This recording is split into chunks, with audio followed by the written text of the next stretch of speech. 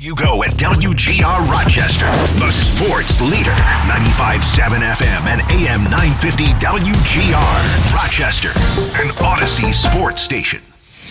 Welcome into the Sports Bar with Gene Battaglia, where the voice of the Rochester fan is heard. Pull up a stool and join us at 866-4326. This is WGR Rochester, and the Sports Bar with Gene Battaglia is on now. 2 hours of sports talk excellence here in the Flower City. Sun is out. We are coming off of, I can't say fabulous weekend, but it was a long weekend. Hopefully you got to enjoy some time with friends and family, and we've got plenty to talk about. Welcome. You have found the Sports Bar, and we are on 95.7 FM, AM 950, streaming for free inside the Odyssey app. We're on YouTube and Twitch, and we welcome your calls on the Good Smoke Barbecue and Pub Wingman line at 585-866-4326. We also are on X, our handle at WGR Rochester.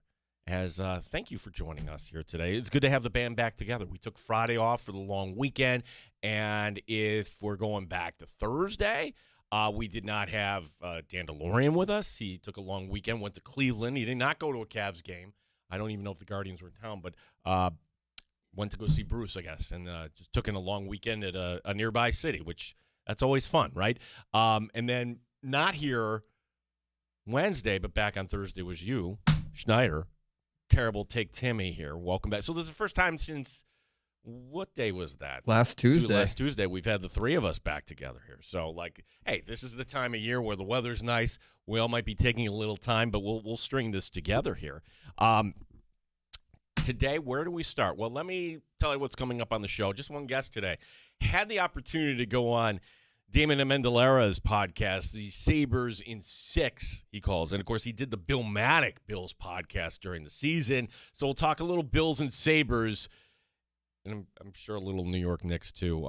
You hear him on SiriusXM's Mad Dog Radio, and certainly he's got Western New York ties. Hell, he was the first pregame, intermission, post-game host for the Rochester Rhinos. Think about that. Like, that was Don Stevens on the air calling soccer at Frontier Field before even the Wings had moved in. DA is a student at Syracuse, hungry to get into this business. So he's got a soft spot for Rochester. I think that's part of it. But we talked a little hockey, and I would love to talk some Bills and hockey with DA. He's fantastic. We'll have his talent coming up on the 2 o'clock hour here, 2:25 or so, which means plenty of time for you to join us, the Good Smoke Barbecue and Pub Wingman line at 585-866-4326. Award-winning barbecue from Good Smoke Barbecue and Pub, 135 West Commercial Street, East Rochester, goodsmokebbq.com. Plenty of time to talk about the Knicks, right? Like, what is the trend on social media? Hey, Mom, what were you like in the 1990s? Well, this was like the thing, Knick basketball, and they could never get over the hump. Those were some really good teams, and there was a big old stop sign called Michael Jordan in the way. And then they kind of bottomed out and then came back in 99, had an unexpected run, and then got swept by San Antonio. And that was the last time the Knicks were in the finals. So I've got some thoughts on the Knicks and certainly from the Cavs. But since we are the local show, right, we are the Rochester show. If I asked you reasons why you go to a Rochester Red Wings ball game, and you're being honest, is it I want to see the Wings win? If I said, who was your favorite Rochester Red Wing player from last year? Chances are maybe you could say like Robert Hassel, he's back on the team this year. Brady House, well, he went up and now he's back down. But for most of you, I'm guessing probably not. You like going out and having a good time at the ballpark, and that is the brand that they have created over there, which is immune from wins and losses. Maybe it's not just a Rochester thing. Maybe it's a minor league sports thing. But let's go out and have a good time. Here is some really good food. We've got some cold ones for you here. We got a great selection. We're going to give you a giveaway. And, oh, by the way, it's weekend. We're going to have fireworks. And we're going to have, cool things on in between and play some music.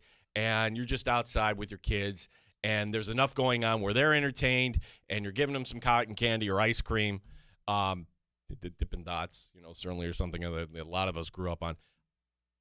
That's Red Wing baseball, right? Where at the end of the day, are you upset that the team had a losing record? Hell, you go back 2 years, they had the longest losing streak in minor league baseball, where we were tracking, like, is this one of the longest losing streaks of all time? And you know what? Didn't matter. Now, maybe it didn't matter because kind of like the Sabres, kind of like maybe the Knicks, where years go by and you still like what it is, but you kind of harden up and you find other reasons. I'm bringing this up today because the Red Wings are 1 month away. Check that. They're less than a month away from clinching a playoff berth. Does that change it? Does this get anybody excited? Now, you go back to yesterday. Now, usually Monday is the day off.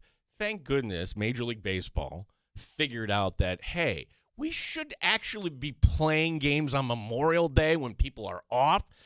And that's what they did. So today is the off day. They have to give the players 1 day off a week in minor league baseball. So that's Tuesday. Syracuse coming in. That's a short drive, day trip. And the Wings win. It's a walk-off homer. Rochester wins this game, raising the record to 31-20 on the season, which that's good. But this kind of snuck up on us. That also was the 8th straight win for the Wings, which, believe it or not, in the 20-team International League, puts them by themselves alone in first place. Let me correct you. What did I do? 9 times. That was 9? 9. How did I miscount? I don't know, but it's 9. Get out. I thought it was 8. All right, even better. 9 times. So they swept Worcester, but then they lost a game in there. So that was a 5-game winning streak. All right, let's go with 9. I know they're 31-20, Tim. I know they're in first place. You got it. All right, so then they're going to go for magic number 10 tomorrow night. That's a good good way to correct me on that. Got to get that right.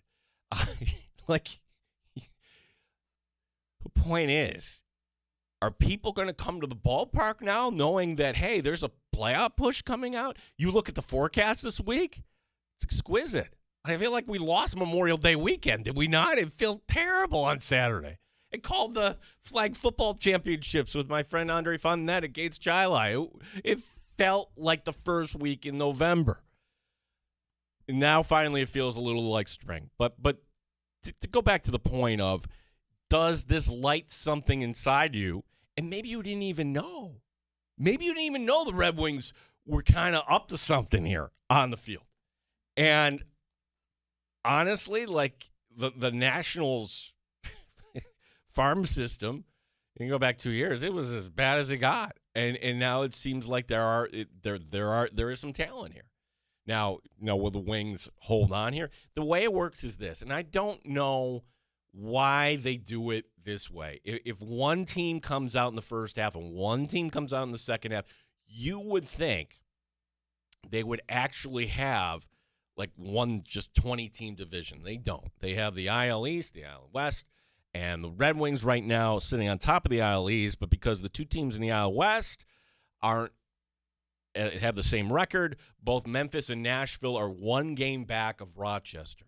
And the winner of the first half in the International League actually gets to host the best of 3 coming up final week in September. And then the winner of the best of 3 goes and plays the PCL in a 1-game winner-take-all in Las Vegas, which I don't know how long that's going to go on, seeing that Las Vegas is going to come a major league town, or maybe that minor league park's not going to go anywhere, I don't think. So maybe that ends up happening. I don't know. But I think that's a lot of fun. I think the idea that we could actually have a pennant race here in Rochester in the month of June. Or maybe I'm wrong. Maybe like you were planning on going to the games all along. I think it would just be kind of fun. It would be kind of a weird vibe, though. Like, hey, we got it done. Yay. And then, all right, well, we'll talk to everybody in September. Yeah, clinching with 2 or 3 months to spare is weird for the psyche. And this is the one question I don't know, and if anybody could help me out here. So then what happens if the Red Wings win the second half too? What happens like okay, you know what? We don't need to play that best of three. Kind of like you automatically advance. I'm guessing that's not the case, which the reason if you think the American Hockey League and you're tired of development and you're being there to serve your master in the National Hockey League. But at least the American Hockey League, when they get to the postseason, like it's an actual postseason. You have rounds, you have games. I wish you could do more than a best of three play-in. I wish like you wouldn't have a best of five. You would do, but I get it.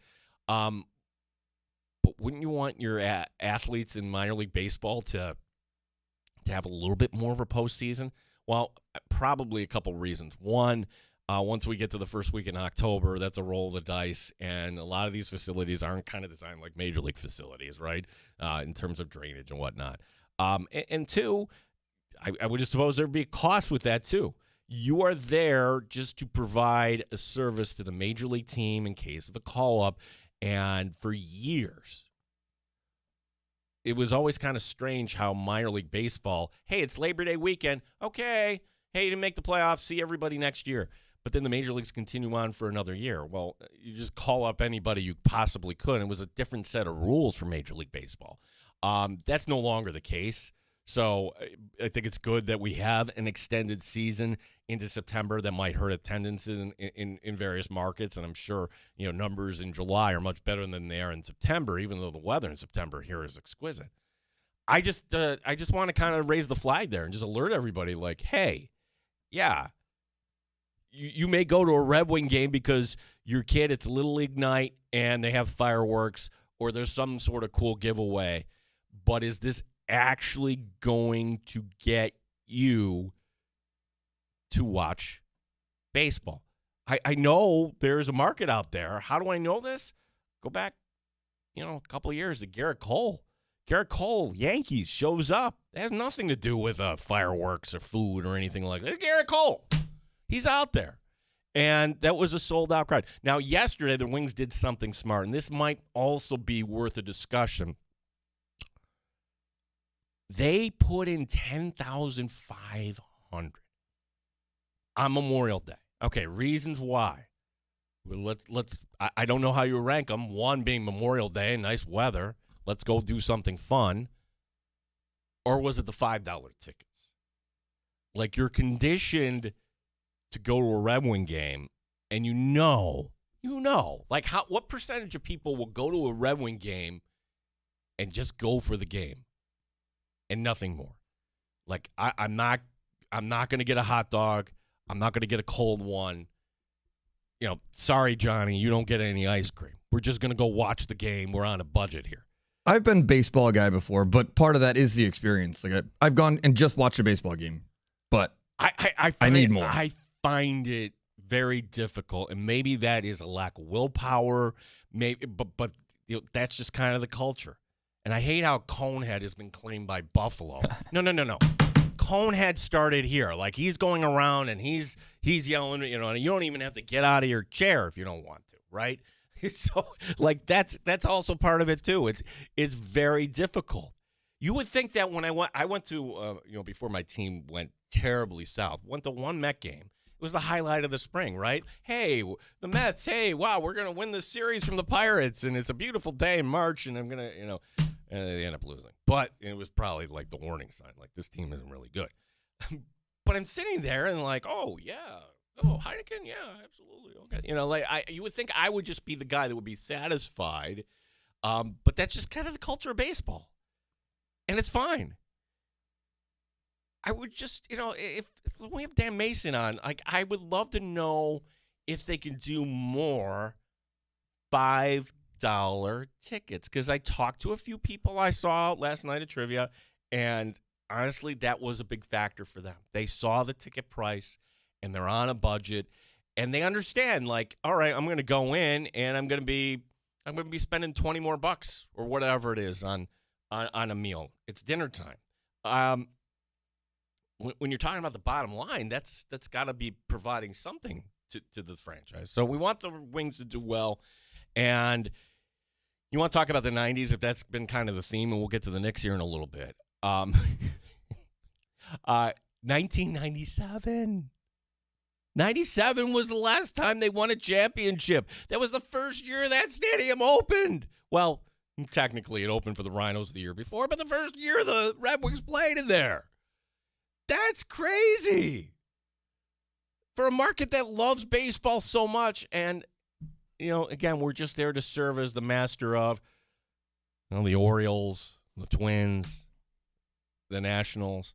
I would say 99.9% of our audience know that Dan Mason can't go out and sign a free agent for a bullpen, right? It's not like the Amerks who have a GM. Dan Mason more is like the head of business ops, but he's got a title of GM. There's a lot of things going on and making sure the fans kind of go into the seats. 585-866-4326. Did we find out the mystery? Yeah, if you win both halves, you actually aren't rewarded. You have to play the second place team in the second half gets basically a free pass in, and your reward to that is to host a series that you probably shouldn't have to play because you won both sets of the league. I guess, yeah. Like the reward for winning the first half is that you get to host. So that team, it's not like, say the Red Wings finish up 30, whatever it is, 11 games above 500, which is where they are right now, and then say the team, pick any team, Charlotte finishes 16 games above 500 in the second half. No. Doesn't matter. These are the rules that the second half team has to go play at the first place team. So I didn't expect there to be some sort of golden ticket. I mean, this is probably before your time, but Major League Baseball had to do this out of necessity. 1981 was the year, and that was a split season because they had a strike in the middle of it. And then all of a sudden, all right, we need to and it was the first year like you had something like an expanded playoff. Like if you can imagine that, you had two teams from each division.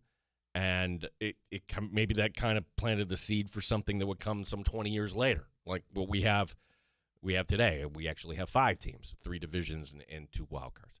At 585-866-4326, that is our phone number. So the Wings are off today, and they get a walk-off homer on a holiday with nice weather after a crappy weekend, and just kind of like how we're overdue for some things.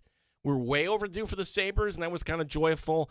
And we were, we're way overdue for the Knicks. And if you're kind of a dormant NBA fan and you're like, yeah, I think I might be tuning in.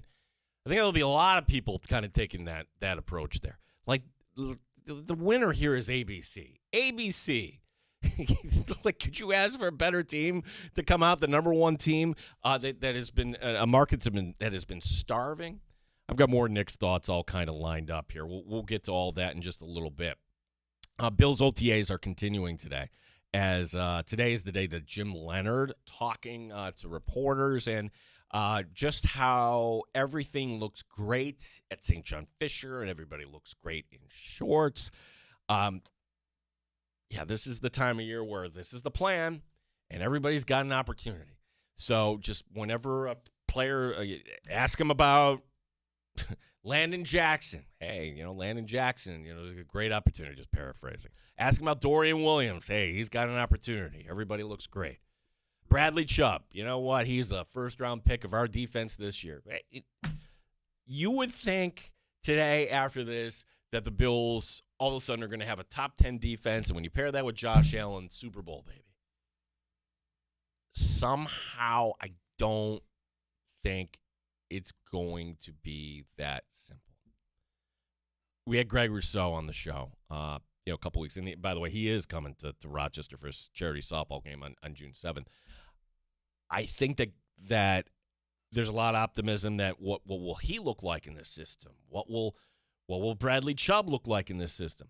I take it from a different standpoint of what about these guys and what about the learning curve, and is there enough depth on this team on that side of the ball? And I look at the linebacker position specifically, and Elam Thorne, the draft pick, okay, you can be excited about him. He's a rookie, mid-round pick. They need more at that position. They need more meat on the inside. And we could talk about how Landon Jackson's putting on this great work. That's fantastic. I'm not sure he makes the team.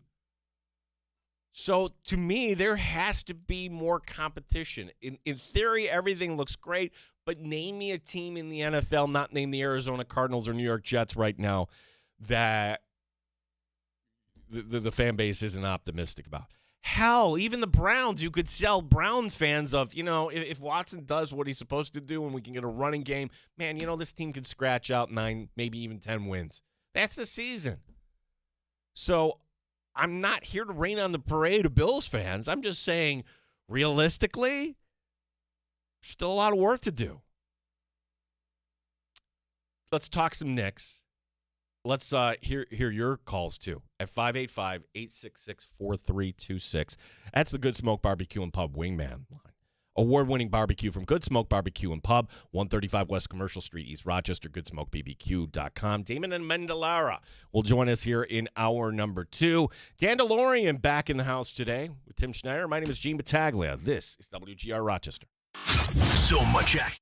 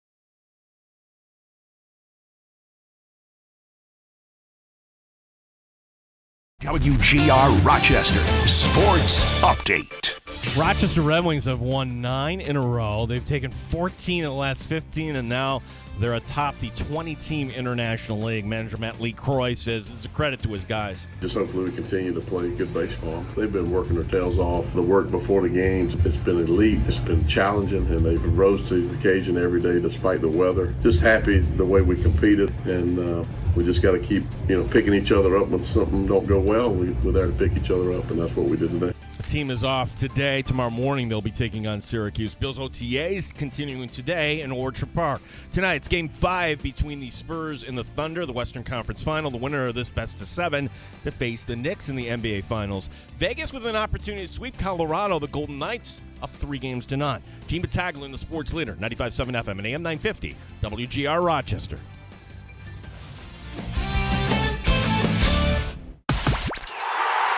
Rochester's home for live sports and the best sports talk anywhere. The Sports Bar with Gene Battaglia, 95.7 FM and AM 950 WGR, Rochester. One guy from our area I feel bad for. It's like, there are 4 minutes to go last night in an elimination game, and the white flag goes up from Cleveland. They're down by, what is at the time, 45 points, and there's Thomas Bryant going into the game. Like, wait a second. He went from being on a Pacers team that pushed OKC to 7 last year, and this year in Cleveland, he's with 4 other guys that probably won't be on the team next year, and if they are, they're not going to be getting any minutes. He was getting regular playing time until the playoffs. I don't know what that's about. Maybe he wasn't 100%. I don't know. I don't follow Cavs basketball that closely. But what I can tell you is eye test. Welcome back. Gene Battaglia with you. Tim Schneider alongside. Let's kind of just establish this. Now, Tim today is wearing his Red Wing cap, and you are Mr. Brown. You are Mr. Guardian. If I am in Cleveland sports radio today, I am just so disgusted. Like, we've seen the Bills lose playoff games that they shouldn't, but the Q word never came into the question. Right. Not once. Not once. And it's not me. Like the TNT on ESPN, which is kind of still a weird thing, right? Barkley pops up on. I wish but I'm glad we get some Fordham of it. But they're talking about this. Like, you go back to game 1. Are you paying attention to the head coach? What are you doing there?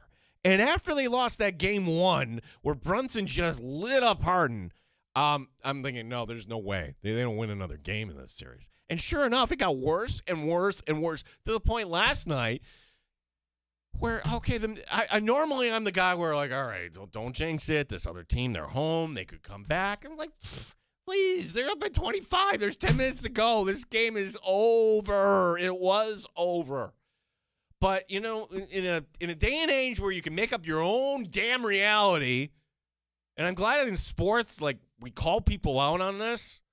It's okay for James Harden because you know what? In James Harden's mind, they did their job last night. I can't even answer that question, honestly. You know what I mean? Like, yeah, it was 4-0, but I don't think we had a chance as far as our best shot, from the standpoint of the circumstances. Obviously they dominated us 4-0, but yeah, I don't know if I can necessarily answer that question. Just because genuinely I do feel like we are the better team, but, series-wise, it didn't show it. So, tough question to answer. Yeah. You were the better team for about 40 minutes in game 1, and then all of a sudden. What are we talking about? You're the better team? He's getting killed on this today. Is there, sidebar, does anybody know a single James Harden fan? Like, no. Guy won an MVP, okay, and he was part of that first generation OKC team. It was almost like the third wheel on that team. And then Houston figured out, that guy, he could be something more. And then the Thunder blow it up. They're like, okay, you know what? Westbrook and Durant and Harden, everybody out. And then they end up winning a championship some decade later, right? That is one of the all-time quotes right there. That is unbelievable.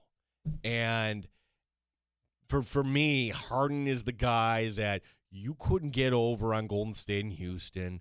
You complain there, you end up in Brooklyn, and it's everybody's fault but your own. And finally, you get to be a free agent and choose what you want to do. And none of this is working. None of it. Not in Philadelphia, not with the Clippers. And when the Cavs made that move, I'm like, what are you doing? Why? Nobody thought that was a good idea. But go back to what Harden said, though. Like, okay, we were the better team. Where would he get an idea like that? This is Kenny Atkinson prior to Game 4. Analytically, I think we've won the I said 3 out of 3. We're 2 out of 3 in the expected. I don't know if you guys follow that. There's an expected score, and we won 2 out of the 3. And I know you're looking confused, but no, I'm not. There is really, if you believe in process and all that, like, man, take that layer. I know I don't throw that on them. I see it for myself. Now, of course, there's a practice going on there, and thank you for Dan DeLorean for grabbing that. Analytically, what were we, 3 of 3? Well, 2 of 3, we were the better team. Wow. Well, it's like, numbers lie, and you can always find numbers to support your argument.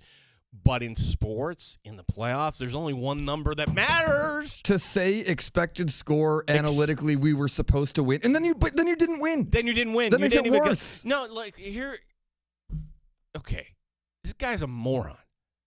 All he had to do is say, "Look, we were close in Game 1, and if there's any team that could come back from 3-0, I believe in my guys here. Just wait." That's all you had to say. All you had to say. When you go to you don't. And what's funny about that, too?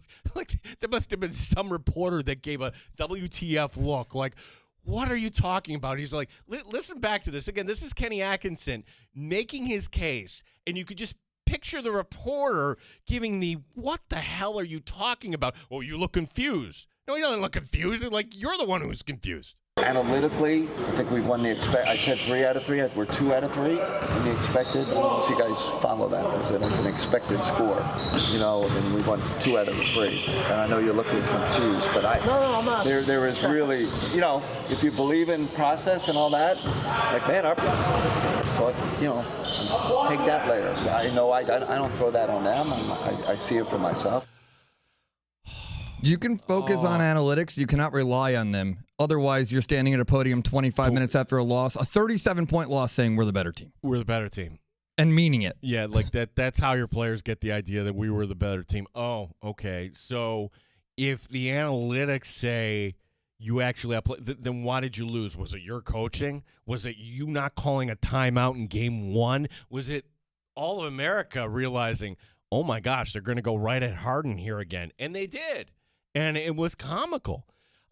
Last night, and it's just like, if you are a Knicks fan, this is just so delicious. There they are in an opposing arena where then the TV timeout, 45-point lead, 5 minutes to go. Hey, Cavs fans, hey, we had to bring out the T-shirt gun. Everybody from Cleveland that is a Cavs fan is left. It's only Knicks fans pointing and laughing. This is great. And I guess this is more of a take about Cleveland. And the question is, who does LeBron want to be the next head coach in Cleveland? If there is no, okay, yes, you will. This is a sham season, right? This will give him something other than to talk about. We're nearing a deal for Giannis Antetokounmpo. Stand by. Yeah, okay. Yeah, tell me when you actually have something to report. When we get to July, where does LeBron decide to play? He's not retiring. I guarantee it. That guy wants to go out with his arms in the air and say, "Look what I did." Okay, so let's start. Let's start with yes or no questions. I'm going to put Tim on the spot. Tim Schneider, is the Eastern, even with the Knicks, as dominant as they've been, 11 wins in a row this postseason. Team that actually may win the whole thing. Is the Eastern Conference the easier conference? Easier? Yes. Yes. Okay. Is LeBron's ego so massive that he needs to go somewhere where he will be adored? Most of the time. I think he's adapting in real time to being not the guy. So I think that kind of shelves the ego a little bit too. Well, that shelves the ego. But if he's just looking at his options, like where could I go to help a team? And if he goes to say, who's another team in the West? Minnesota, Denver? The fun thing about this exercise is that there are no wrong answers, right? In terms of where LeBron might end up. But if he's going to take that secondary role, and he's smart enough to realize he ain't to do it anymore. When they brought in Luka, I'm like, okay, this might be interesting with the Lakers. Oh, really? They don't have much else. And in LeBron right now is the number 2 on any team, so to speak. That might be pushing it just a little bit. But I think his ego is so big that he will want to go somewhere where him coming back to Cleveland for one more run, and he's probably looking at this saying, all right, this is how we would fix this and that and that. Boy, that James Harden thing, you bring him back, that's bad money after bad. Or good money after bad, whatever the cliche is. Don't do that. Yes, you gave up Garland. That was dumb. But if you bring in LeBron and he brings in his people, and who might be that head coach that LeBron will want? Honestly, I think and we'll talk to PJ Glasser tomorrow on the show, but I would expect not only LeBron to play next year, maybe I had to say, I would think Cleveland would be the prohibitive favorite. Funny we've been talking about all this, just from the Cleveland standpoint, and it's interesting. When a team, you have to be careful saying, hey, did they actually quit? Tell me that didn't look like it last night. They folded for sure. At minimum, they did not give it their best effort. No, it was a joke last night. And you could say maybe the whole series when they realized, okay, what are we doing here? Do we really want to push this to a Game 5? Now, from the other standpoint, the Knicks, and funny how it's actually Mike Brown, and it's a year ago where we're getting ready to do the show in 1.0, the sports bar, and wait a second, they just fired Tibbs? After one of the most memorable seasons in the Knicks, you fired Tibbs. Is there an analogy here, anybody? I'll sit back and listen. Maybe it's not spot on because, Tibbs wasn't there as long as a guy who had been there, going on 9 years. 9 times. When the Bills let go of Sean McDermott, I think we understand it now.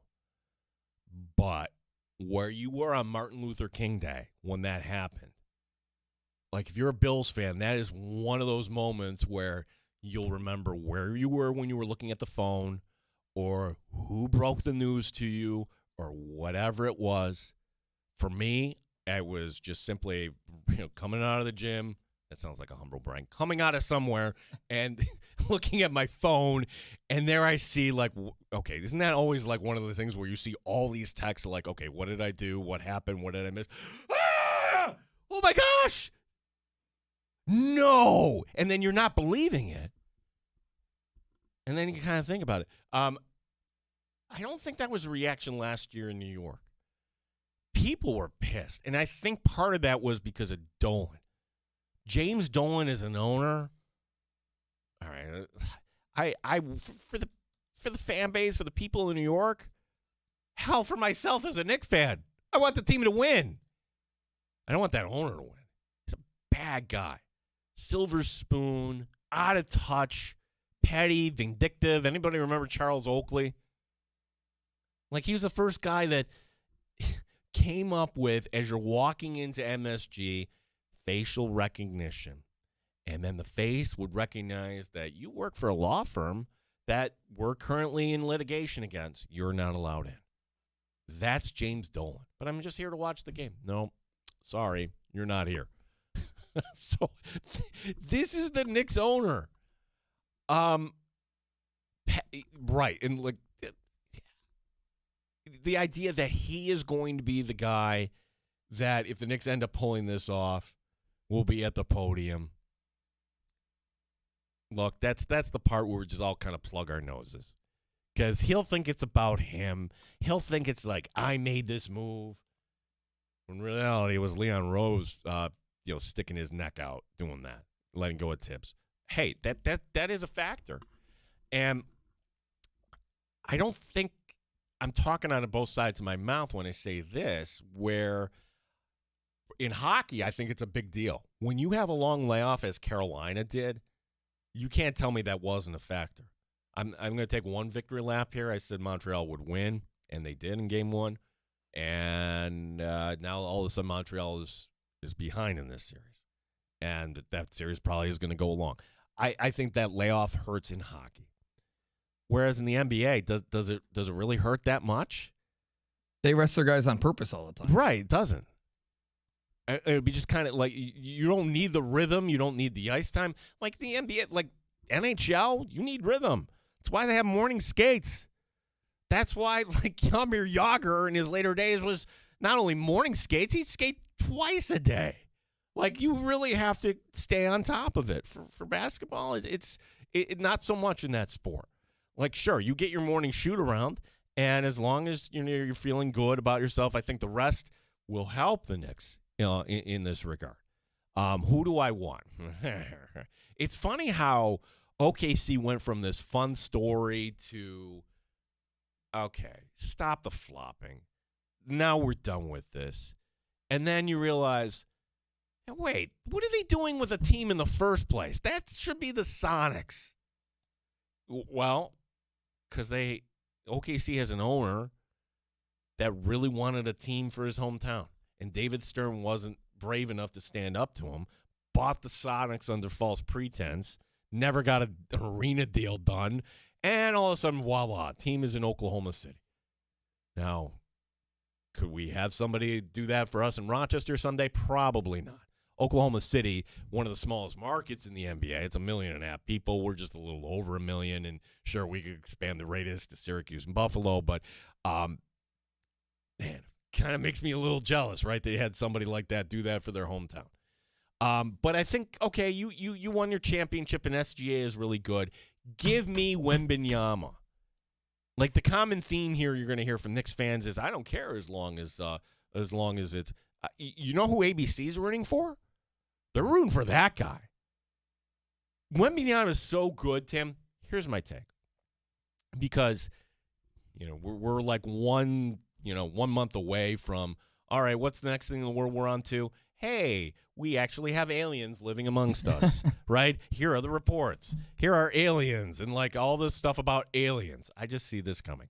Who's to say that guy isn't an alien? There we go. There it is. Like, I'm not a conspiracy theorist, but if I was.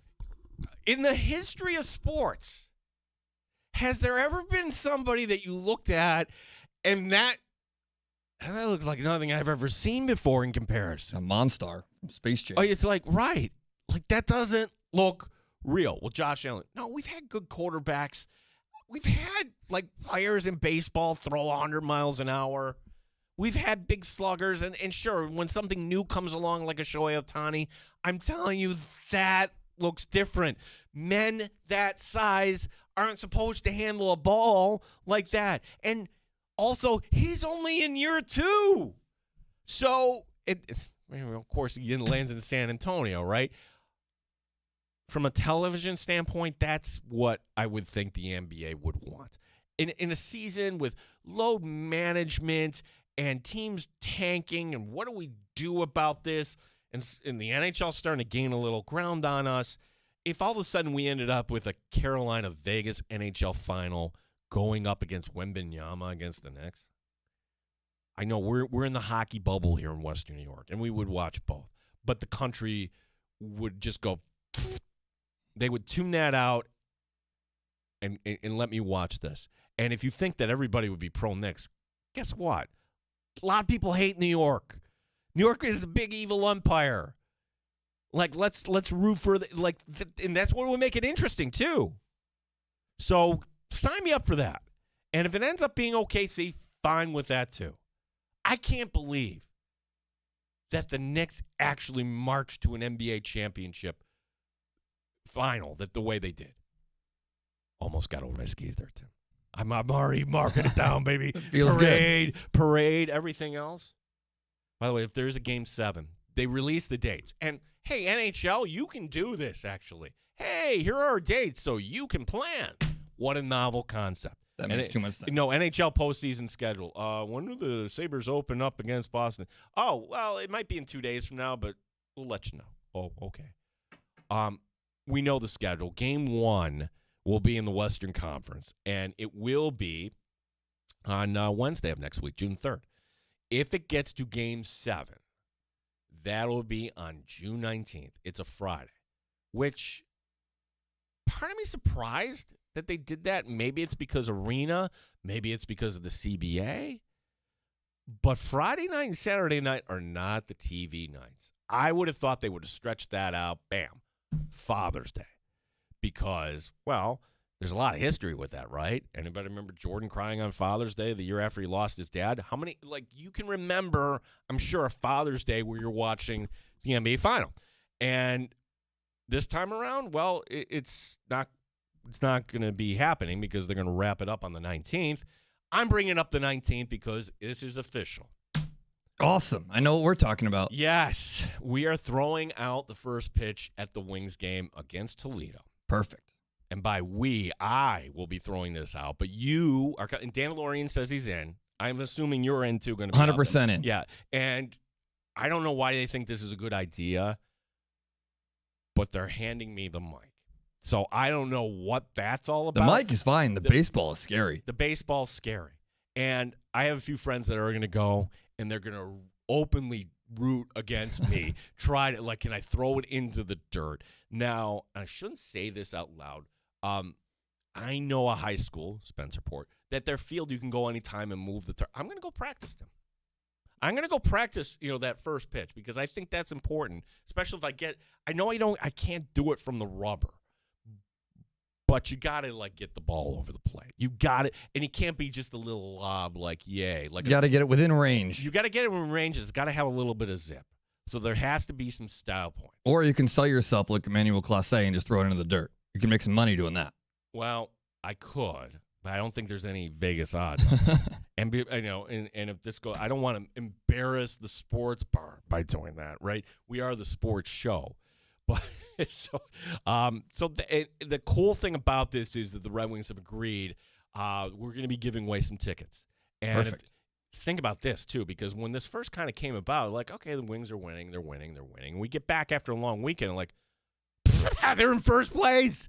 Holy cow. And if you do the math, Tim, okay, the 19th, 20th, 21st, bam, that's when the first half of the season ends. It's the Toledo series. So not only do you have the Rochester Red Wings with an opportunity to get back to the postseason since I don't know when, right? They haven't won a championship since 97. You're going to do this at home. So, we could have a really nice crowd that night. So I'm all for this. We'll give you I'm going to assume it's going to be, a couple weeks where we'll start to give away the tickets here. So thank you to Will and Joy and everybody that set that up. We do have DA coming up. Damon Amendolara, host of Sirius XM on the Mad Dog Radio. You hear him mornings. Also, gosh, he's got Western New York right through his veins. The Bill Maddock podcast, Sabres in 6. We might even ask a little Syracuse question. DA will be joining us here in hour number 2. You're welcome to join us on the Good Smoke Barbecue and Pub Wingman line at 866-4326. Gene Battaglia here on WGR Rochester.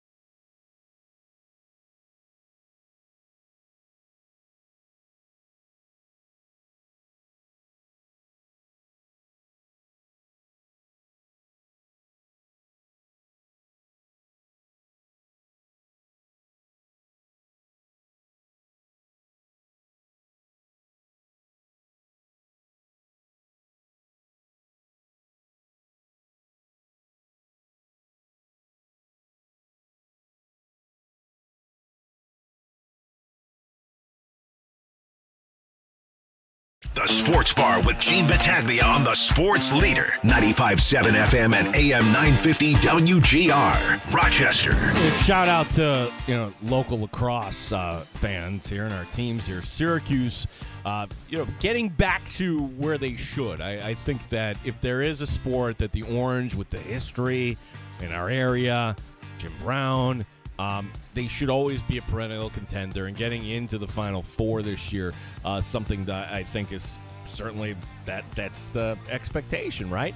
For RIT, hey, good job for the Tigers. It's just now can they get by Tufts? That's a third straight championship for Tufts. So Jake Kuhn in the men's program at RIT, again, great season wrapping up for them.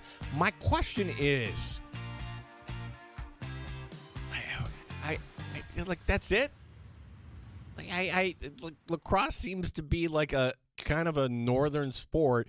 Can we push the season back just a little bit and maybe start the tournament Memorial Day weekend? I know it's a lot of fun and a lot of people converge on whatever the NFL stadium is, but just a thought on that we're still going to be watching softball and baseball in college sports, but maybe we'll get to a point it's someday where we get lacrosse kind of pushing their season back just a little bit.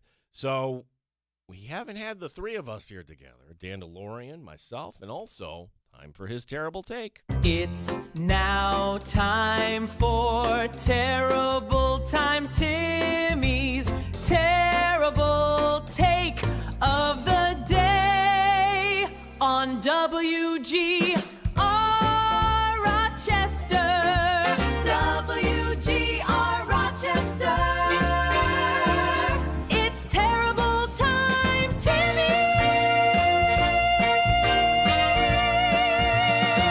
Again, like how that musical intro stuck. If somebody, because we're online, YouTube and Twitch, and as long as we have the rights to this, if you are somebody that wants to create, you want to play around with AI and some sort of animation, or maybe you have a graphic design background and you want to kind of match that up to Terrible Time Timmy. I just kind of picture Tim walking around with a cold one, or just kind of hanging around, or I don't know what that would look like. How would you have an animated Tim Schneider ready for his terrible take of the day? I leave that creativity up to you. So anybody that wants to submit, look, we will honor you forever on the show, but you get nothing. I can't pay you. There's no budget. You get a take if you want. Here's mine. I call this In Defense of the Official. And after watching the Eastern Conference final game last night between Montreal and Carolina, we are pausing 4K footage to find if a minuscule skate blade is in blue paint or not. And it's not just hockey, it's all of them. But if we can't get it right with the naked eye, I get it right when it's egregious. If it's blatantly obvious and the official just missed it, that's what we fix. But if we have to pause videos in real time to see if a human being got it just barely right, we shouldn't be doing it. If it's not clear and obvious, if we're not doing it in real time or even slow motion, but if we have to pause something to figure out if somebody's right, if they made that call originally, all hell is breaking loose because you're stopping the flow of the game. You're not letting the players play, but you were correct. Don't do it. Don't do it. Right. That. Gosh, there's a play from over the weekend where Vegas scores the goal. Wait, did it go off the shaft or did it go off the glove? Back, forth, back, forth, back, forth. Wait. Well, you can't tell. No goal. It's a TV product at the end of the day. Go back to the Buffalo-Montreal series where, okay, you know what? That was a goal.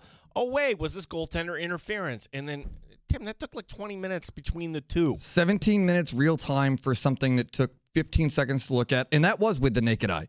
We paused it, obviously, but that was pretty clear that it was in the net, and it was pretty clear that there wasn't interference, but alas. You know what's weird? Of all the sports, the one that is so stodgy and tradition. That's actually, that's what you're saying. They only get it right. Out. Yep. They figured it out. Okay, and some of these athletes, you don't understand. Stop the challenges. I find it hilarious. I'm going to challenge. Okay, no, that was a strike right down the middle of play. Ha, ha, ha, ha. We get to laugh. It's within seconds. And we experienced this here last year. And trust me, when you go to a major league game, it captivates you. It's okay, let's see if he got it right. And if you're an umpire that gets all butthurt about whatever, a call going wrong. Just be better. Also acknowledge the fact that it's really hard. Oh, yeah. Some of these calls are dotted on the line and right on the zone. You're 0.1 off. That's something, I guess, if we're going to challenge it, you better be right. Yeah. Like, you can't have the ball all the way in the zone and you're calling a challenge on a ball, and you can't have the ball an inch off the plate if you thought it was a strike as a catcher. But everything in baseball is very, very close, but it's instantaneous, and we get the answer, and then we play on. But with hockey and even football, they've kind of adapted to it, but they don't tell us why. They just go and fix it and don't tell us what's happening. Yeah, like football, it was better this year from a viewer standpoint, where we're just gonna this is going upstairs, we're overturning that. Okay, if it's that clear, let's just kind of move on. We don't need the dog and pony show of running over and doing this. Tim, I think maybe we get to a day where all these sports will figure it out, but basketball to me seems to be the worst. It really does. NFL drives me crazy when it comes to some of this stuff. Well, somebody's saying, no, hockey gene is bad. Okay, hockey's bad too when it comes to official review. We got DA coming up, Damon Amendolara. We got time for your calls, some reaction as well coming in on X. Our handle at WGR Rochester. Our phone number, 585-866-4326 here on WGR Rochester.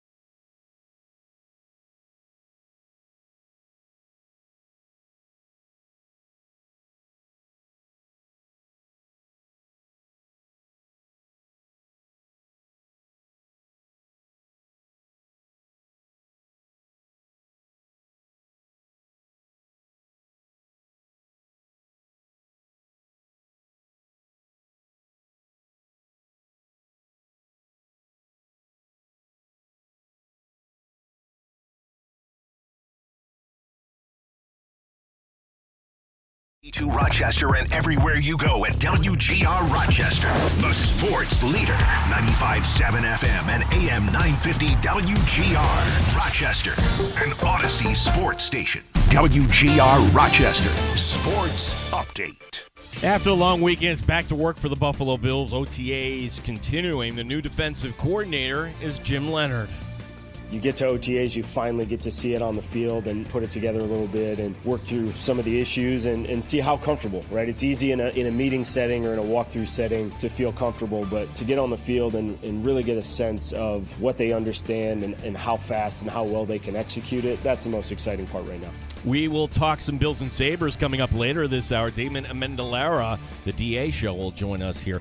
We will have the Rochester Red Wings back in action tomorrow morning. The Wings have won 9 in a row, 14-15. Syracuse is the opponent. Game 5 between the Spurs and Thunder tonight. The winner facing the Knicks in the final. Vegas with an opportunity to sweep Colorado. Game 4 tonight. Gene Battaglia and the sports leader, WGR Rochester.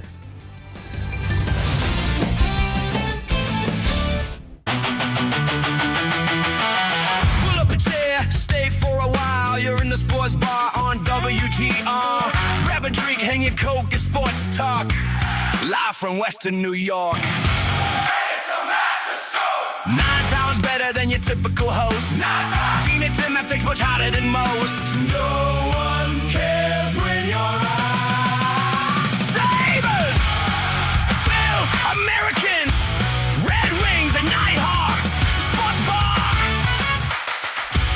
For Rochester Sports Talk. Hour number 2 from the High Fall Studios in downtown Rochester. Gene Battaglia with you. Our little oasis of Rochester Sports Talk here every afternoon. And if you can't listen in 1 to 3, it is up in its 2 hours in its entirety.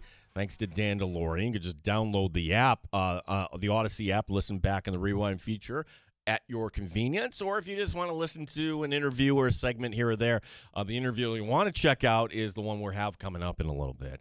Damon Amendolara will be joining us here in the sports bar. Our time for your calls at 585-866-4326. Comments at WGR Rochester. This goes back to our discussion from last hour because hearing Jim Leonhard talk today, and everything's awesome. Everything is awesome. It's... To me, that's... Didn't strike you as a Lego movie guy. Dude. Now, my kids are older now, but at the time, fair enough. Fair enough. Yeah, I was like, well, fair, right? I guess what's my excuse for knowing that? Tim, I am a man of many talents. You will come to find out. Tim is shaking his head. I don't know what I signed up here for. The point is, every NFL team, it's sunshine time. Yes, Landon Jackson, he's bulked up. We see a good opportunity for him. Dorian Williams, yes. Bradley Chubb, you know what? He's our first-round pick this year. He's going to be great. I'm paraphrasing, but that's the whole idea. The plan is there, and as long as nobody's punched you in the mouth, the plan is still in place, right? To kind of twist the Mike Tyson quote inside out. Except for the Jets and the Cardinals.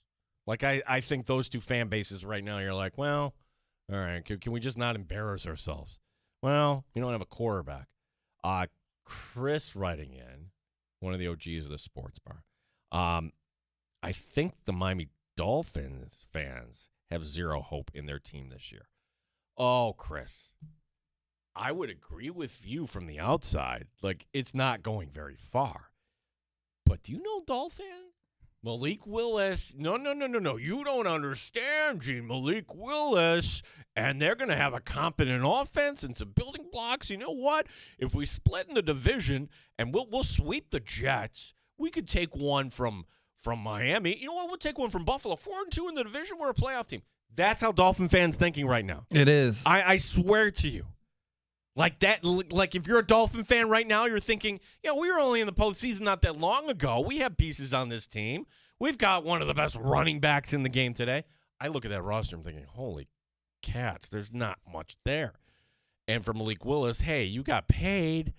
Tua was a limited quarterback. And at least from that standpoint, there's a higher ceiling with Willis.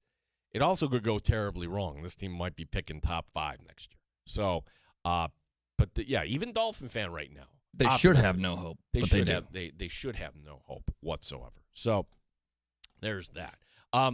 You're a Bills fan. I know. Like some of us are thinking, boy, are we planning a road trip? This wasn't a thing during the drought era. Bills fans going on the road, but it came about where, all right, Josh Allen's here. Hey, Nashville, this is really fun. And you're talking about Miami. Like, that seems to be a takeover. I can't say it's always more Bills than Dolphin fans, but heck, the year in Nashville, that might have been 50-50 in places even like Seattle a couple of years ago. What do you think it's going to be like in Las Vegas?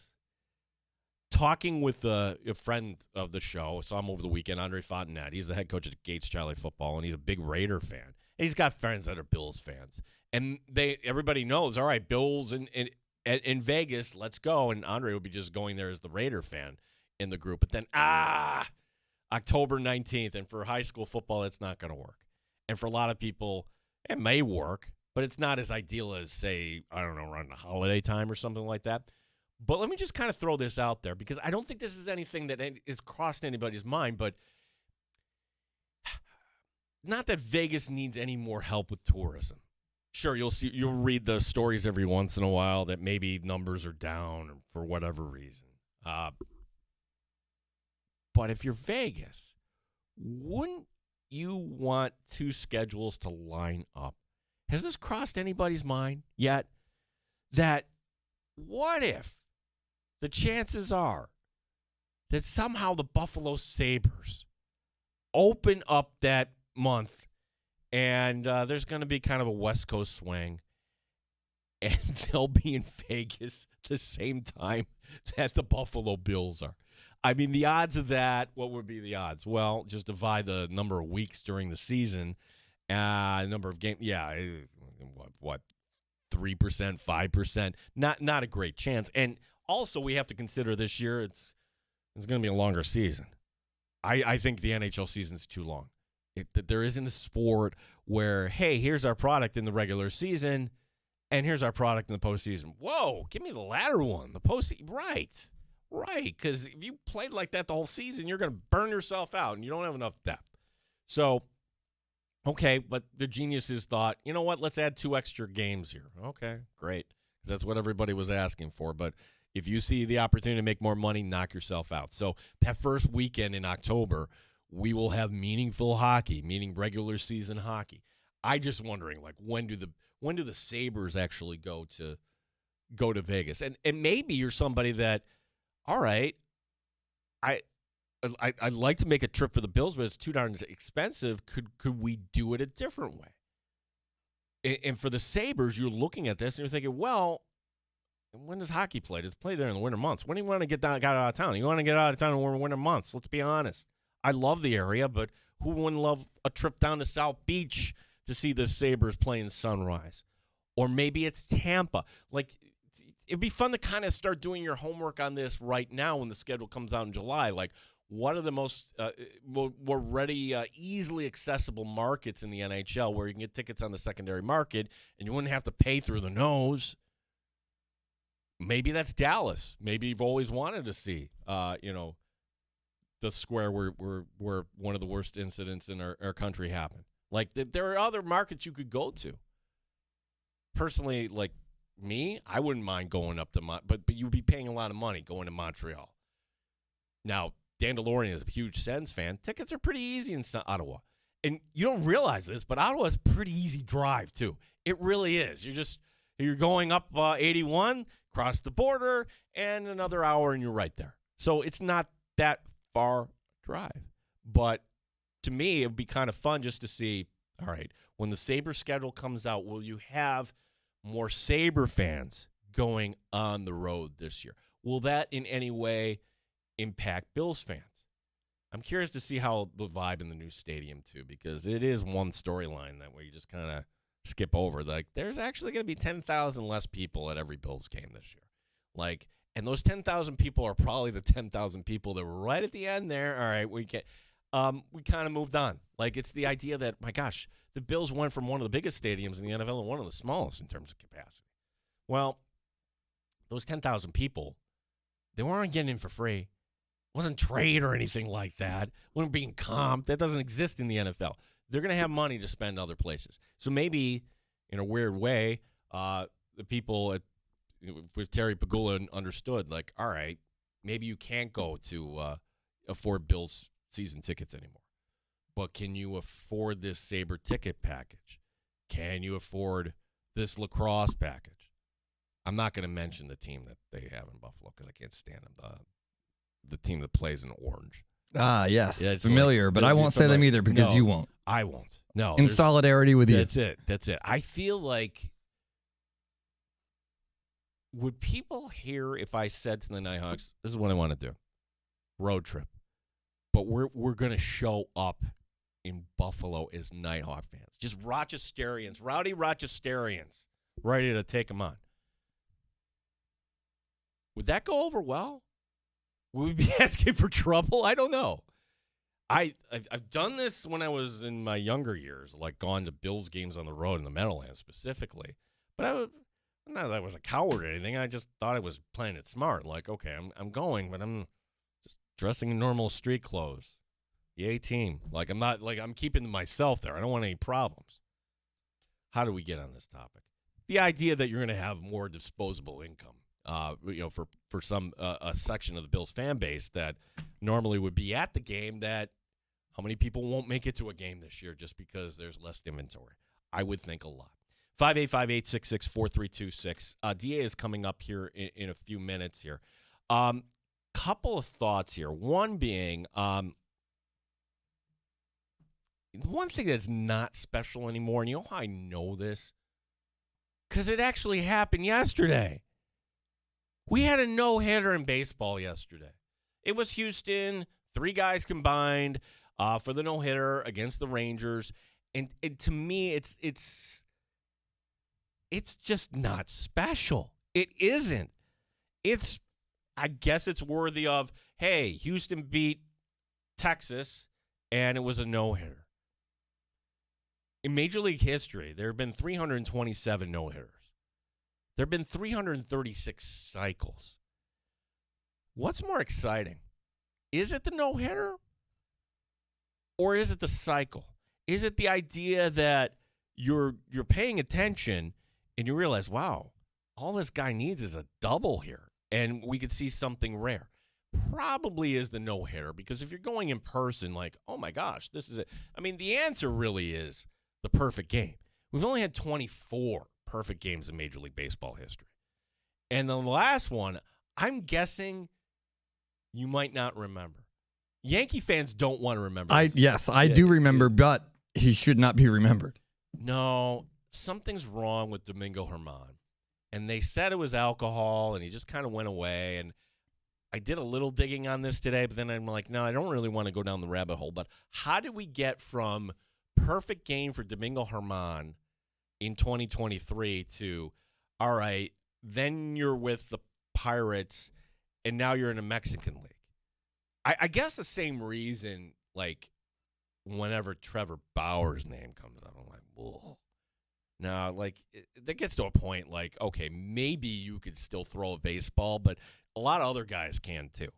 So Domingo Germán, not a good guy, or guy with his demons, whatever you want to say. He's actually the last guy that has the perfect game. Where you think about the Yankees, you think about, yes, Network. It was such a meaningless game. Michael Kay didn't go to that game. It was like, you think Michael Kay regrets that? Oh my gosh, I could have called the perfect game here. It was against Oakland in the Coliseum, and there was hardly anybody there. It's the Yankees. That's from a few years ago. Kyle Busch left at his age 41. How does that even register? What is the story there? What is to be learned? Like, go to the doctor, perhaps, if you're feeling sick? Like 40-year-old men getting pneumonia, and then all of a sudden you're too septic. That's it. Thanks for coming. I'm recently taking on that advice, and now I think I'm going to take it a little more serious. Yes. Who gave you that rice? Oh, a lot of people, but you. Yes. But you very vocally. Yeah, somebody like Tim isn't here today because you know what? He's an old man. By you being an old man, you're not an old man. I felt old for a decade. Yeah, just like that's it. So, DA coming up. Damon Amendolara. We'll talk some Bills, talk some Sabres. And then time for last call with you at 866-4326. The area code, proudly 585. G. Battaglia with you on WGR Rochester.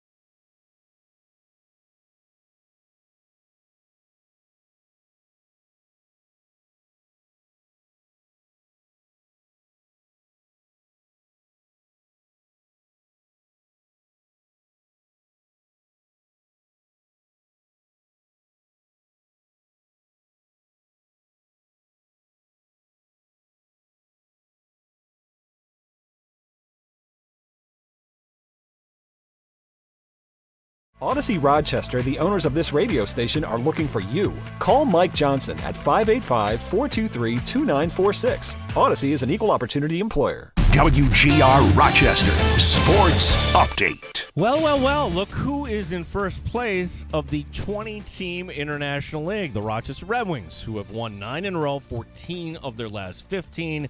Syracuse coming to town tomorrow morning. Manager Matt LeCroy says it's a credit to his guys. Just hopefully we continue to play good baseball. They've been working their tails off. The work before the games, it's been elite. It's been challenging, and they've rose to the occasion every day despite the weather. Just happy the way we competed, and we just got to keep, picking each other up when something don't go well. We're there to pick each other up, and that's what we did today. Team is off tonight. Bills OTA is continuing in Orchard Park. DA, Damon Amendolara, joining us coming up here shortly in the Sports Bar. Game 5 tonight, Spurs and Thunder, winner to face the Knicks in the NBA Finals. Vegas with an opportunity to sweep Colorado.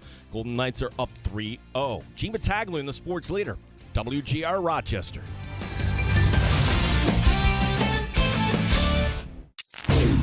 Straight up with no chaser.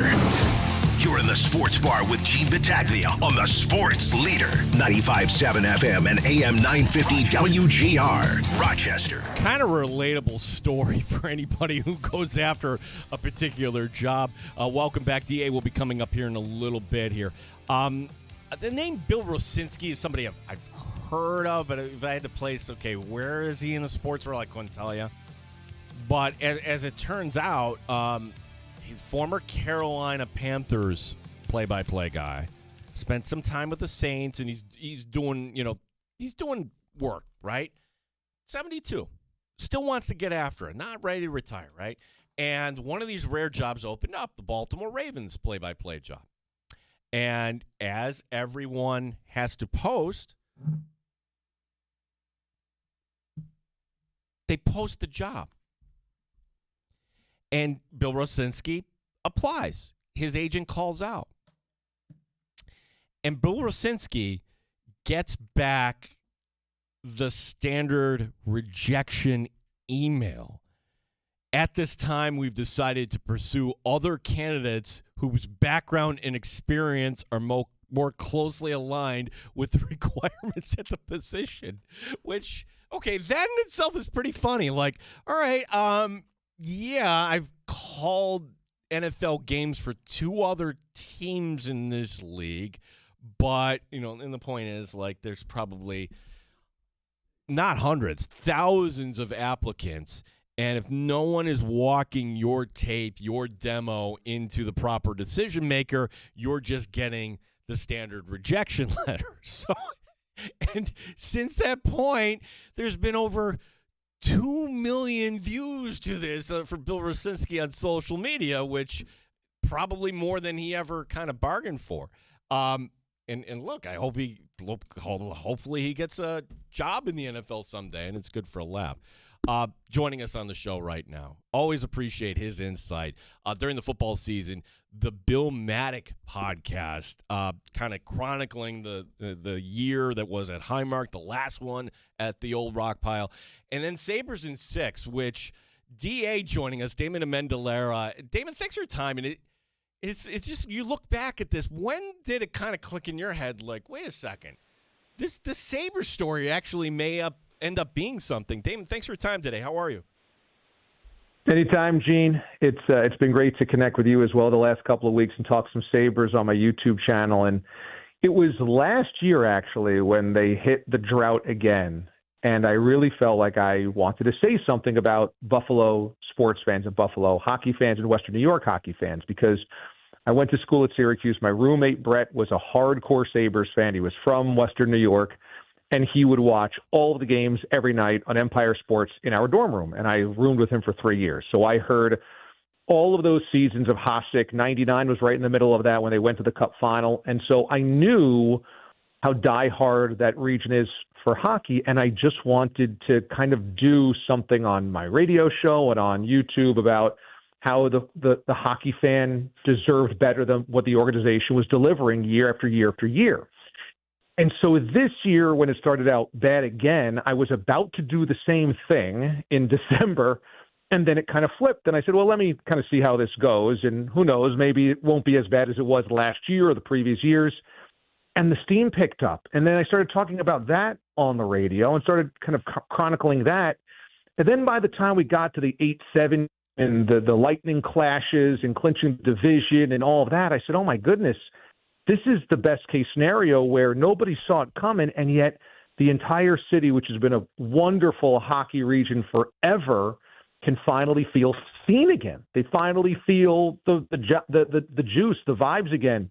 And that's when I just was like, I want to talk about this. I want to chronicle all of this. I want to discuss and debate and analyze all of it. And little did I know that Sabres fans would just flock to everything that I was posting. And it was such a joy for me to see everybody in the comments and the @mentions and everything just reveling in hockey love again. And you know the hockey love deeply, but there's a generation of fans that forgot about that and had no idea that it existed. And I feel so good that those fans finally got that experience again, and hopefully there's many more. Yeah, I feel my son, for example, the first time he actually got to experience this is what this is like, and you have highs and you have lows, but in the end, all right, you beat Boston, and you kind of move on. And hey, there were highs and lows. I mean, hey, some of those Montreal games, most of them, there weren't any in-betweens until we get to Game 7. That was a true Game 7, down 2-0, and it's 2-2, and it's an overtime loss. Is it just as simple as, hey, the playoffs are a process, and teams just can't go from being one of the worst in the league to hoisting a cup? Or was there something along the way that maybe Buffalo could have done differently, and an opportunity that you'd assume the Sabres would get this again next year, but then you can't assume anything? Your thoughts on how this magical ride kind of ended for Buffalo? Well, it's a little bit of pot A, it's a little bit of pot B. I do truly believe that you need to go through it to be readied for it. And there's a million examples of that. It happens in hockey, it happens in all sports. But there have been exceptions to that rule, and there have been teams that came out of nowhere and just got hot at the right time and went on a run, and that was their championship. And so it can happen. It rarely does, but it can happen as well. Those usually, though, happen because your goalie between the pipes goes on some type of crazy run and stands on his head a million times, and you can't solve them. So that was not going to happen this year because as good as Alex Lyon was in relief and UPL had his moments, neither one of them was great enough to do that type of greatness. I think this is all positive, and I really wish they would have won Game 7, and I really wish that home crowd got to have one of those I was at that game things. I thought that because this season was so great and because this team was so much fun, I really just wanted Sabres fans that were in the building to have some of those. I was in the building for that, but I didn't really get that outside of the magic of Game 1 against the Bruins. That crazy comeback was the one where you go, I was in the building for that. But the other home games were largely a disappointment and heart-wrenching. So it was a big bummer. At the same time, I absolutely believe this can only help the organization going forward, and I really believe in you taste a little bit of it, and it just drives you further. And that's players, that's coaches, that's organization. You taste that and go, oh, that is, we need to keep chasing that. I think that can be in play here, but there's no doubt the Sabres could have done better in a number of areas in that, specifically the Game 7, all the home games that they played. And the other thing that's kind of killing me is I really felt like the Hurricanes were a wall that I didn't want to run into anyway, so there was a little solace in me going, well, they lost Game 7, but you know what? They would have gotten wrecked in the finals. And gosh, the Canadians are showing that that's not true, that if you could have played with the Canadians to an overtime Game 7, you probably could have played with the Hurricanes pretty well as well in this series. I don't think goaltending is to hockey as quarterbacking is to NFL. You can win with average goaltending or goaltending that won't hurt you, but I do think we recognize what happened in this postseason. Okay, that wasn't good enough here for Buffalo. So that's the $1 million question, DA. What do you do moving forward if you're Sabre GM Jarmo Kekalainen? Are you trying to swing for the fences, or just that's not realistic? Do they have enough here in the system, whether it's these two guys that you saw or Colton Ellis or maybe a Devin Levi? And it's funny because I'm reading articles over the weekend that Ottawa would love to have Devin Levi. There's a lot of teams that would love to pick up Devin Levi. So your thoughts on where do the Sabres go from here in terms of goaltending? I think that the Devin Levi question is such a fascinating question, and you and I have spoken about this on YouTube, and actually that was a really popular video that we put out on my channel, and that got a lot of run, and I think it's because everybody wonders, is that the secret sauce here? Is that the thing that's going to unlock what this team could truly be? And there's a big hot and cold with him. I don't know if he's the answer. I don't know if Colton's the answer. What I know is not the answer is Line and UPL again. You can come back next season with one of those two as part of a rotation. It cannot be both of those two. There has to be a switch in there. They were great in the regular season, but what we saw was there's another level that one of your guys has to be able to get to in the playoffs, and they were unable to get there consistently. One night, yes, maybe 2 nights, yes, but neither one of them has the upside to be able to really be consistent and dependable enough. So whether it's Line as a backup, whether it's UPL as the guy, and then there's a different backup, whatever that looks like, there just has to be, they've got to have a different solution for one of those two bodies. And I don't mind the idea of trying to big game hunt. I don't mind the idea of trying to go and pry a really great goaltender somewhere from the NHL. But what I don't want to see them is mortgage of the future for that, because this organization is so good right now with young talent and set up to be really good. I don't want to see them mortgage the franchise or mortgage the now, or mortgage the future rather, for the now and an if. I'd rather see them be steady and consistent in this effort, because what it got them right now is one of the brightest futures, I think, in the NHL. You have forwards like Noah Ostlund was hurt. Like, you have Yuri Kulik, who, okay, he'll be back this year. You had a guy who was 19 and turned 20 years old in that Montreal series and scored a couple times in Consta Hellenus. DA, to your point, I'm not moving any of those guys. Yeah, like if, all right, hey, you interested in our veteran goaltender? Yeah, we'll take Kulik. No, thank you very much. There's also a time where you could get a goaltender. Maybe that's the trade deadline next year. So it's kind of the unpopular opinion right now, DA, but I wouldn't be making the blockbuster move here for Buffalo. It certainly depends on what you're giving up, because I think in some ways this year was akin to the drought bust of the Bills, where we saw them break through so that the drought wasn't a thing anymore, but that wasn't the team yet that was going to compete for a Super Bowl. And it would have been ridiculous to use just getting into the playoffs as the signal, okay, now go all in. It still took a few years to mature to get to a place where they could really compete for a ring. So I think we're at this place now. Now, I mean, look, at the end of the day, this Sabres team was better than that Bills team. That Bills team could barely score when they finally made the playoffs, et cetera. But at the same time, I just don't think you got to be too aggressive right now, considering this is going to be a really good franchise for a really long time, as long as you keep the focus on what it's been recently, and that is building as a whole together. And this is what really good farm systems in baseball do a lot. We saw the Astros do this. We saw the Cubs do this. We've seen smart organizations go, okay, we're going to start from the beginning, and it has to come up together. And if it comes up together, then we have a chance to compete for 4 or 5 years, maybe longer, to win titles. It's not just, oh, we broke through and now we got to cash all our chips in. And I think when you get to that moment, you become desperate and start doing foolish things. And I don't think the Sabres need to be desperate at all. One guy, Damon Mendelera, our guest here, Sabres in 6 is the pod you can see on YouTube. Highly recommended. I feel bad in a way for Alex Tuch, because I think he might have cost himself a lot of money in that Montreal series. And he did his exit interview. He met with the media, and he really didn't use any mystery injury as an excuse. But we'll never know here, I suppose, here. So how do you think this plays out here, DA? I would love to know what is the number that Jarmo Kekalainen has in his mind, and if there is another team out there willing to exceed it, will Alex Tuch opt here to just make sure in his, what you would think would be his last big contract, to go cash in? Kind of like I was just talking about, how you have to keep a bigger perspective here. I think everything about this offseason, Sabres, still has to be done at 30,000 feet.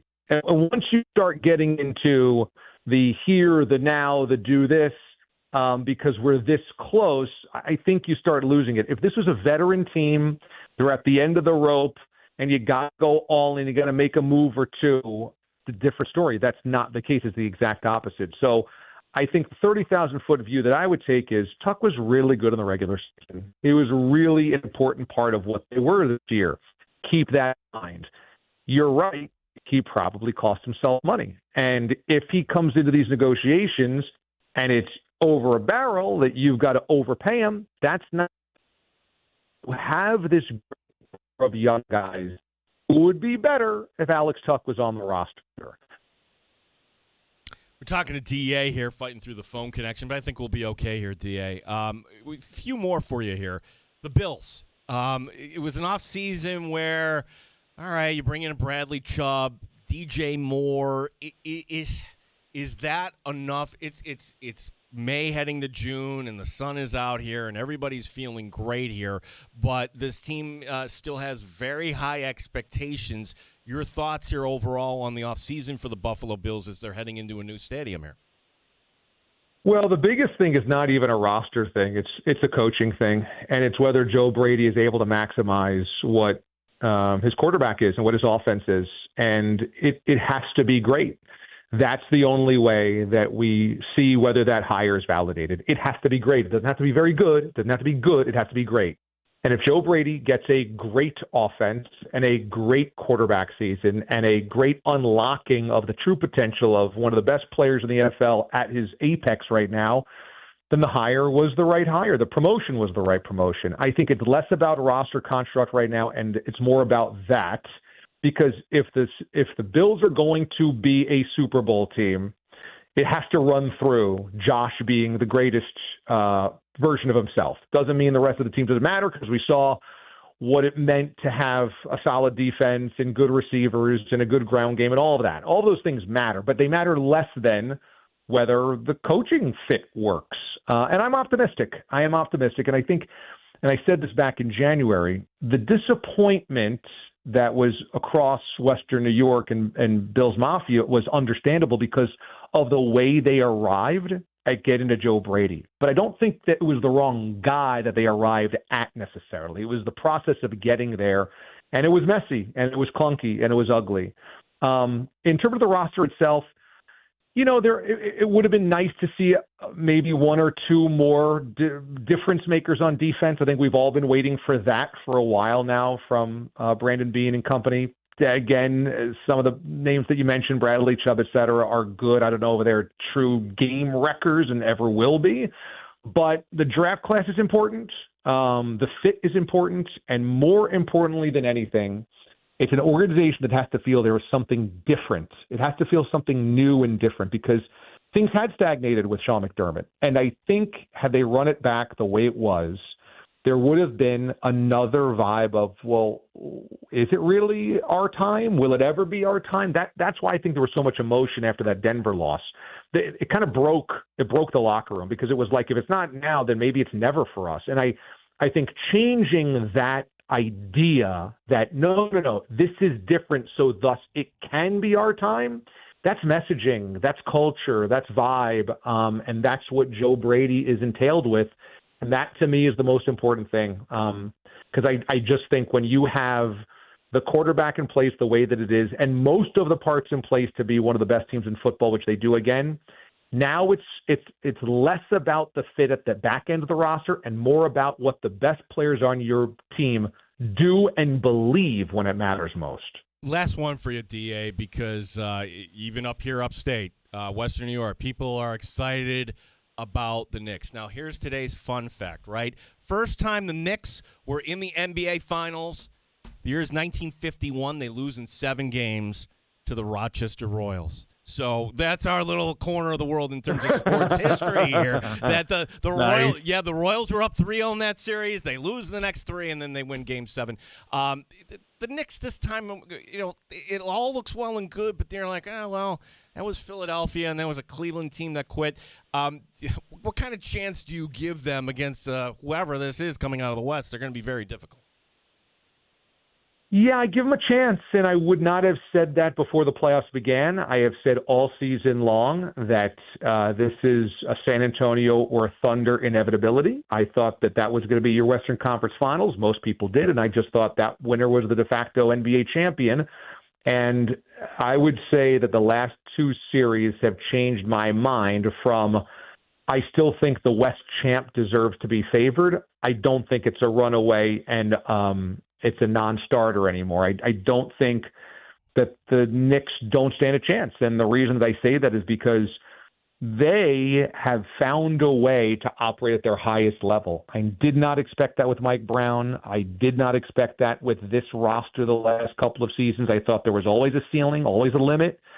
That was a weakened East, and that can be true as well. I don't think it's parsing, and I don't think it's picking apart a good resume and a good team by saying few 3 seeds get to play a 6, a 7, and a 4 en route to an NBA Finals. That's not usually the way the bracket breaks for you. The 3 usually gets the 6. It usually gets the 2 after that, and then probably the 1 after that. It's not the way that it happened with the Knicks, and so they're fortunate in that way. But I also think they're the best team in the East, and they would have beaten the Celtics and or the Pistons. So for those reasons, I think they have a chance. And I think what's dangerous about them is that they have found their apex gear, and few teams that have never been there are able to do that, and they are doing it. So if they play their apex gear, they have a shot. They have a shot. I wouldn't make them the favorite, but I think they have a shot no matter who comes out of the West. Damon Amendola, Sirius XM, Mad Dog Radio, and certainly like and subscribe for Sabres in 6. Now that we're headed to an off season here, but a lot of questions here. What can we kind of expect here on the pod, Damon? Well, my next Sabres in 6 episode, which is probably going to be delivered tonight, is going to be this leak on the uniforms of the goat head with the navy blue and yellow. And I think that I got a lot of thoughts on that when it comes to this alternate jersey that might be out there, this hometown remix. Obviously, we're going to be dissecting the off-season decisions that are being made by the front office. So I'm going to be staying on top of that.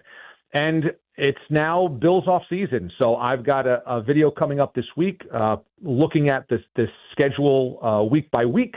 And I want to start getting into camp talk because, once the Sabres season ended, I felt like, okay, now it's time to get on the Bills grind again. Let's keep moving forward. Let's keep staying optimistic. Glass is half full. And so it's a little bit of both in both those pockets. And so if any of your audience wants to subscribe, find me on YouTube at Damon Amendo, or just throw in my name in YouTube. You should find it, and make sure you're subscribed. That way, every time that I've got either a Bill Maddock episode or a Sabres in 6, you're going to find it in your feed. DA, great stuff. Appreciate the time. Let's do this again soon. Thanks, DA. Anytime, Gene. Appreciate you, man. Thanks, you. DA. Proud. He's got the Rochester roots, as we mentioned. First host of Rhinos Soccer with Don Stevens on the call. And again, had the opportunity to go on his pod and talk about the whole season. And I feel like I'm alone on the could Levi be the answer here? And we had Paul Hamilton on last week and said as soon as Ellis got the job, that would tell Devin Levi that he's not a future. I would say, development for goaltender takes longer sometimes than we would like. And I'm curious to see how they handle this. Now, we could get to July 1st or right after, and Devin Levi has been traded to Ottawa or whatever it is. That could be it as well. But I think next year, I would say it's got to be UPL and somebody else. I think Alex Line is the journeyman guy. And if you don't think that other teams like have it, talk to me about Colorado. Like Scott Wedgwood. Amerks legend Scott Wedgwood, 7 years ago. Look, we would normally celebrate a guy like that, a grinder, somebody like that. But we think of him like, oh, that was the guy that played for Utica and then for the Devils. And they're like, okay, he's still there. And it wasn't like he was bad for Colorado. It was just, hey, we just need a little bit more when it comes to the postseason. Oh, by the way, Alex Line, that Game 6 in Montreal, he was bad. Sabres still overcame that and won the darn thing. DA, if you missed that, rewind feature. Well, Dan DeLorean will have that up for you as well. And again, his pod, Sabres in 6 on YouTube. Tomorrow on the show, I was texting with his brother, PJ Glass, who is now interning for the Wings. PJ is not in Rochester, but he was last night on BetMGM Tonight. So honestly, I don't know if he's going to be on BetMGM tonight. It was just a holiday last night, but PJ will be joining us tomorrow on the show. Thanks for listening. On behalf of Tim Schneider, Dan Drummy. My name is Gene Battaglia. Show on the Bulldog. Coming your way next year on 95.7 FM and AM 950, WGR Rochester.